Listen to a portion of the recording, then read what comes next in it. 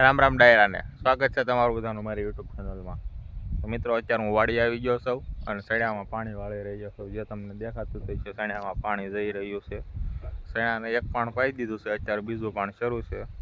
સણિયા આજે જમીનમાંથી બહાર નથી આવ્યા, ખાલી ઝીણા ઝીણા કોટા જ કાઢ્યા છે, એટલે સણિયા તમને નહીં બતાય।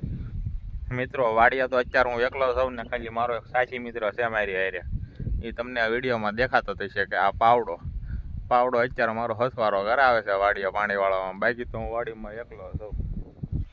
મિત્રો આ પાછળ જે ડુંગળી દેખાય છે એ મારા દાદાની વાડીની છે। ડુંગળી અત્યારે બહુ મોટી મોટી થઈ ગઈ છે। ડુંગળીનો ભાવ શું આવશે જરાક કોમેન્ટ કરી દેજો।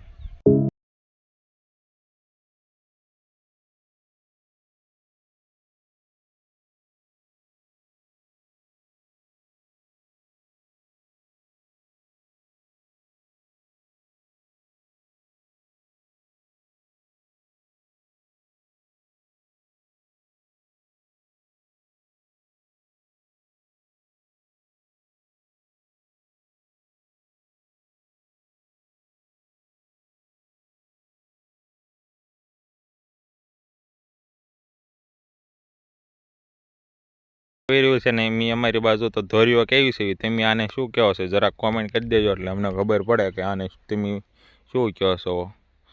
આ બાજુ પાણી વળાઈ ગયું છે ને આ બાજુ તું પાણી વાળવાનું બાકી છે, તો હવે જ્યાં સુધી લાઈટ રહે ત્યાં સુધી પાણી વાળીશું ને પછી ઘરે વયા જાવ।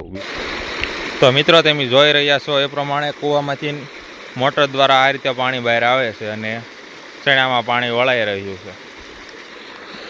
આ અમારી વાડીનું ટીસી છે। ચાલો મિત્રો તમને અમારી વાડીનો કૂવો બતાવું। તો જોવો મિત્રો આ રીતનો કંઈક અમારી વાડીનો કૂવો છે। અત્યારે એટલું પાણી છે, મોટર ચાલુ છે એટલે કૂવો ખાલી થઈ ગયો, બાકી હજી અહીંયા અડધે સુધી કૂવો ભરેલો હતો। તો મિત્રો અત્યારે હું તમને એક જૂનવાની વસ્તુ બતાવું જેના દ્વારા પહેલાંના જમાનામાં કૂવામાંથી પાણી બહાર કાઢવામાં આવતું હતું। તો મિત્રો આવડું આ એ મશીન છે જેમાં આપણે કેરોસીન ને ડીઝલ એવું નાખીને આમાંથી પાણી કૂવામાંથી બહાર કાઢવામાં આવતું હતું। અત્યારે પણ ઘણા લોકોની વાડીએ આ મશીન હશે, કોની વાડીએ આ મશીન છે અને કોણ હજી આ મશીનનો ઉપયોગ કરે છે એ જરાક કોમેન્ટ કરી દેજો।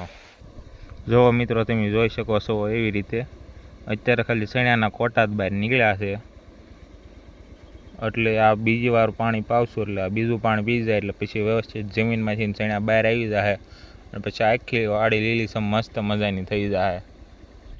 તો મિત્રો તમને મારો આ વિડીયો કેવો લાગ્યો એ કોમેન્ટ કરજો અને વિડીયોને વધુમાં વધુ શેર કરજો। અને જો તમે ચેનલ પર પહેલી વાર આવ્યા હોય તો ચેનલને સબસ્ક્રાઈબ કરવાનું ભૂલતા નહીં। તો મળીએ નવા વ્લોગમાં, ત્યાં સુધી બધાને બાય બાય।